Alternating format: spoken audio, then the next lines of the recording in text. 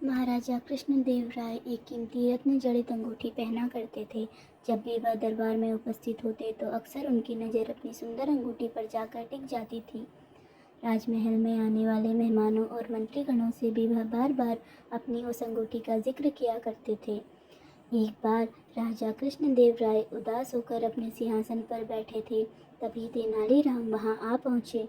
उन्होंने राजा की उदासी का कारण पूछा। तब राजा ने बताया कि उनकी पसंदीदा अंगूठी खो गई है और उन्हें पक्का शक है उसे उनके 12 अंगरक्षकों में से किसी एक ने चुराया है।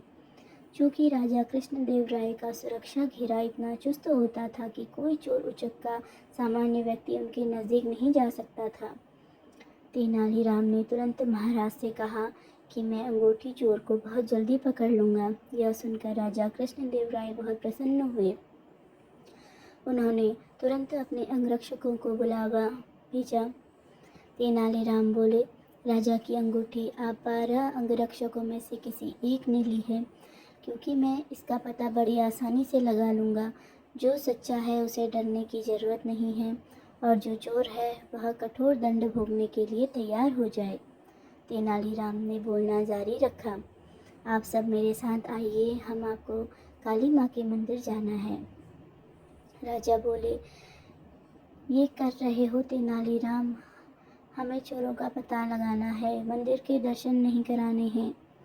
महाराज, आप धैर्य रखिए, जल्दी चोर का पता चल जाएगा। तेनालीराम ने राजा को सब्र रखने को कहा। मंदिर पहुंचकर तेनालीराम पुजारी के पास गए और उन्हें कुछ निर्देश दिए। इसके बाद अंगरक्षकों से कहा, आप सबको बारी बारी से मंदिर में जाकर काली माँ की मूर्ति के पैर छूने हैं और फौरन बाहर निकल आना है। ऐसा करने से काली माँ आज रात मुझे स्वप्न में उस चोर का नाम बता देंगी।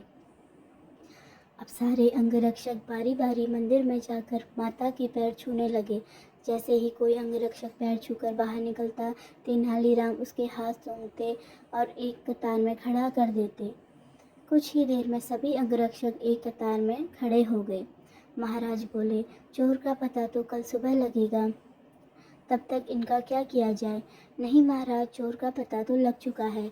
7वें स्थान पर खड़ा अंगरक्षक ही चोर है।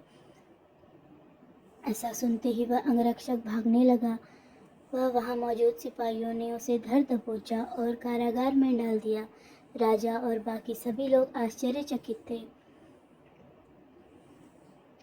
तेनालीराम ने बिना स्वप्न देखे कैसे पता कर लिया कि चोर वही है?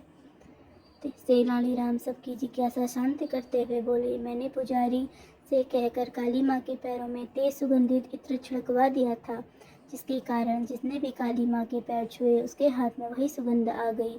लेकिन जब मैंने 7वें अंगरक्षक के हाथ में के तो उनमें से कोई सुगंध नहीं थी। उसने पकड़े जाने के डर से माँ काली के पैर नहीं छुए थे, इसलिए साबित हो गया कि उसके मन में पाप है और वही चोर है। राजा कृष्णदेव राय एक बार फिर से तेनालीराम की बुद्धिमत्ता के कायल हो गए और उन्हें स्वर्ण मुद्राओं से सम्मानित किया।